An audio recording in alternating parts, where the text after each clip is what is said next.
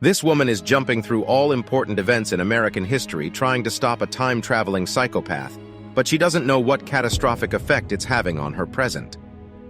A history professor named Lucy Preston is teaching a class when one of her colleagues arrives. Her colleague tells her that she will not be approved as a tenured professor, and Lucy is enraged. She points out that her mother is one of the people who built this department, which is now deciding her fate so callously. Lucy arrives home where her mother, Carol, is lying on the bed, suffering from advanced cancer. Lucy tells her sister Amy about what happened at the university, and Amy comforts her. Next, a man named Rufus arrives at a facility where a team of scientists is working on a mysterious round machine. Rufus longingly looks at his colleague, Gia, whom he clearly has a crush on. His boss, Anthony, tells him to go out and get tacos for everyone, and slyly suggests taking Gia with him. Despite having permission from his boss to ask Gia out, Rufus still can't muster up the courage to do anything about it. Next, a van full of suspicious-looking men arrives at the facility. A man named Garcia Flynn is holding a mysterious book full of curious drawings and writings. Garcia and his men break into the facility with guns and shoot all the guards. Rufus picks the right time to grow a pair and quickly grabs Gia and hides.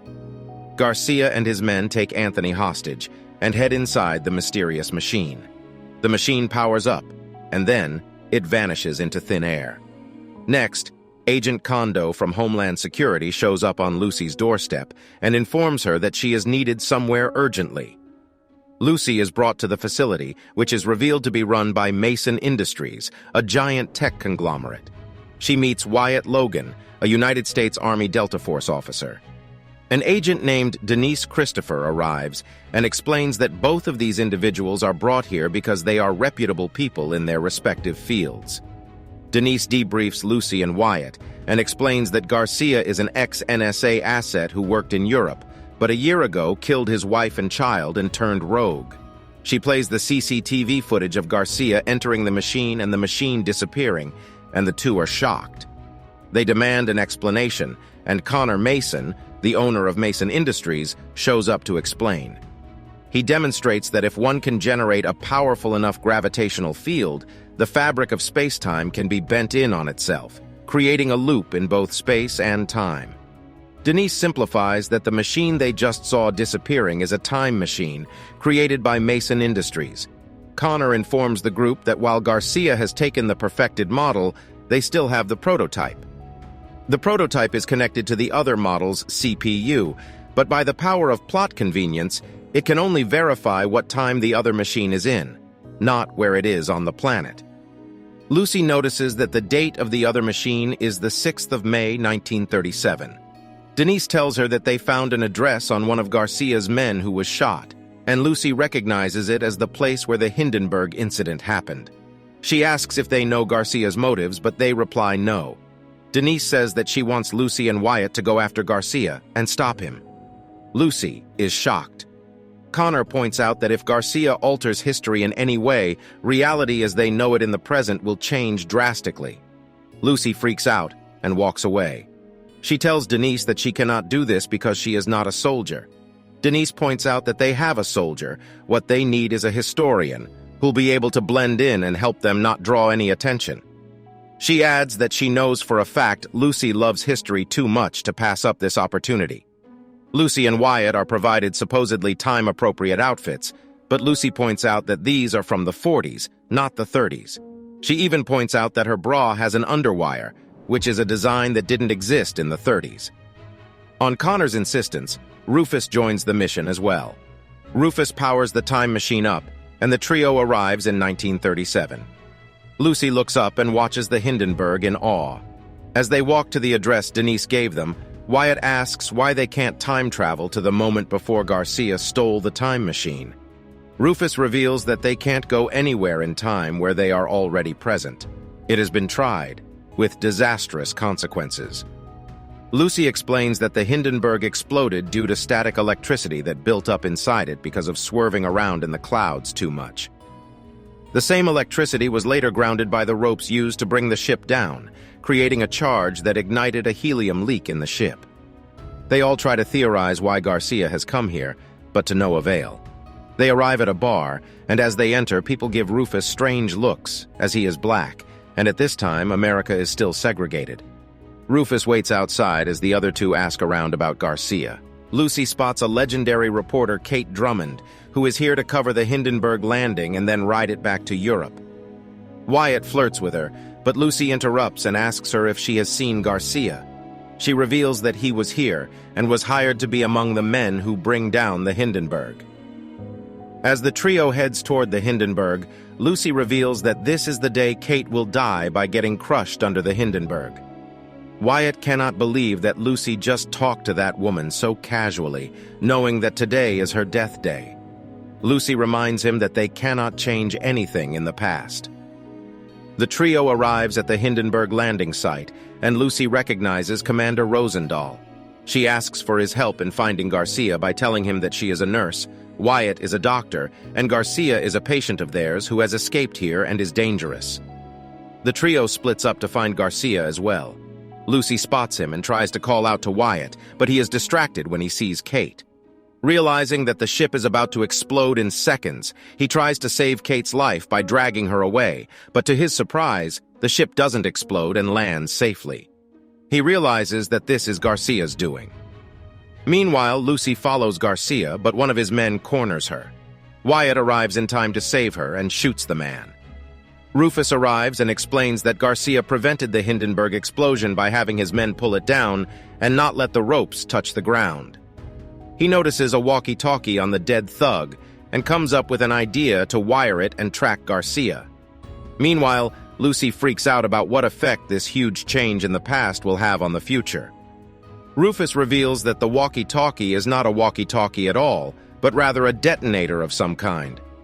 Lucy realizes that many more important people, such as John D. Rockefeller, who are crucial to history, will be on the Hindenburg ride back, which is why Garcia wants to blow it up during the return journey instead. Just then, the police show up and arrest the trio, acting on an anonymous tip from Garcia. As they sit behind bars, Lucy asks Wyatt why he tried to save Kate, and he explains that Kate reminds him of his wife, who died because he failed to save her. Next, Wyatt comes up with a plan. He says that he can pick the old-timey lock easily with the underwire in Lucy's futuristic bra. They ask Rufus to make a distraction while they execute this plan. Rufus mocks the policeman, and they arrive to happily beat him up because he's a black man, but Wyatt picks the lock in time to save him. The trio climbs aboard the Hindenburg right as it is about to take off, and runs into Kate again. She informs them that she saw Garcia again coming out of the kitchen. Wyatt discovers a bomb in the kitchen, and while he works on defusing it, Rufus and Lucy pretend to be hijackers and order the ship to land and get the people off. As Garcia sees the ship landing, he sends one of his men to investigate. The thug attacks Wyatt, but he defeats him with the help of Kate and defuses the bomb on time. However, the thug manages to fire a bullet which ignites the helium.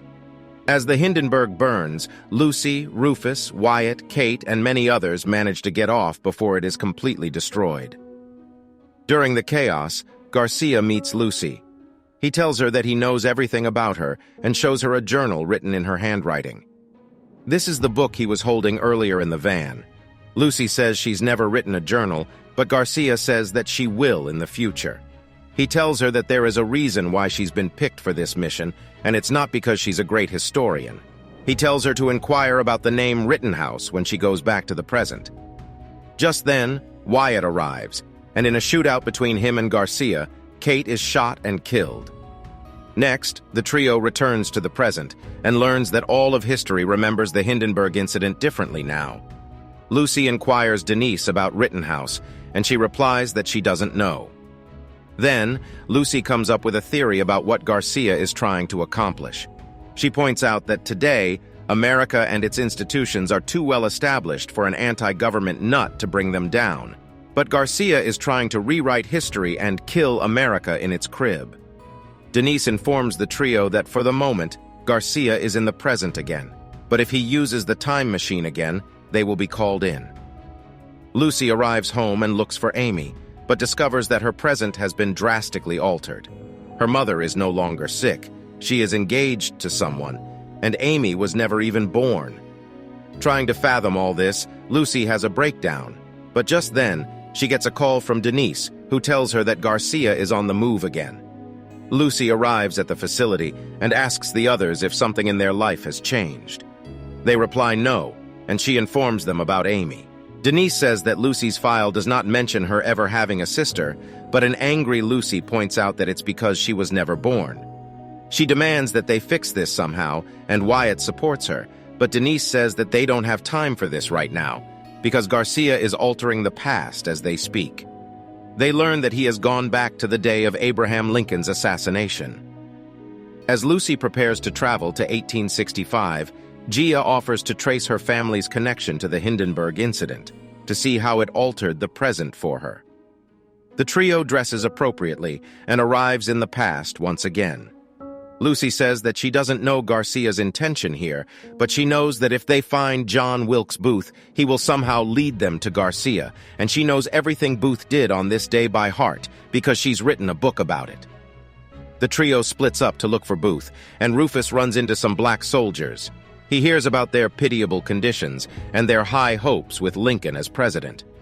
Lucy finds Booth at the theater because he's an actor by profession, and she, Wyatt, and Rufus follow him. On the way, Rufus suggests that perhaps they should save Abraham Lincoln, since it might save black people from a lot of the atrocities they will later go through. Lucy is opposed to this idea, as they do not know what consequences it will have for the future. Booth walks into the house where he meets his fellow conspirators, and the trio sees that Garcia and his men are in there with them. Garcia spots them, and a shootout begins. The trio makes it out of the situation, but Wyatt is shot in the process. The trio arrives at a hotel to treat Wyatt, and Lucy figures out Garcia's plan. The assassination of Lincoln was part of a greater conspiracy to kill several important members of government, including Vice President Johnson, Secretary of State Stewart, and General Grant. However, the other assassinations didn't succeed. Garcia is here to make sure that they do, because it would drastically change the post-Civil War landscape. General Grant is supposed to leave town on a train, and Lucy decides to go and make sure he does, while Rufus uses a sterilized knife to take the bullet out of Wyatt's abdomen. Lucy arrives at the station and discovers that Garcia's men have sabotaged the train. She runs into Robert Lincoln, Abraham Lincoln's son, and he tells her that he and General Grant will be joining Lincoln to watch the play tonight. Smitten by her beauty, he invites her to join him. She accepts. As she is leaving, Garcia catches her again. He tells her that in the future she will help him, so she should stop trying to interfere in his plans now. She says that she would never help him destroy America. But he cryptically replies that he's not trying to destroy America. He's trying to save it. Lucy comes back to the hotel and tells the other two that they have 3 assignments. She will save General Grant by getting him out of the play before Booth shows up. Wyatt has to save the Secretary of State, and Rufus has to save the Vice President. Rufus is mad that her plan still doesn't involve saving Abraham Lincoln, and Wyatt backs him up. Lucy says that Lincoln's death is meant to be, and they can't change it. Wyatt asks if she believes that his wife's death was also meant to be, and she wouldn't change it. Lucy doesn't answer, but a heartbroken Wyatt understands. He claims that Lucy is a hypocrite for wanting to get her sister back, but not his wife. Meanwhile, Garcia tries to give Booth his automatic gun, but he refuses to take it because it's too ugly-looking for the performance he's about to put on. Classic actor.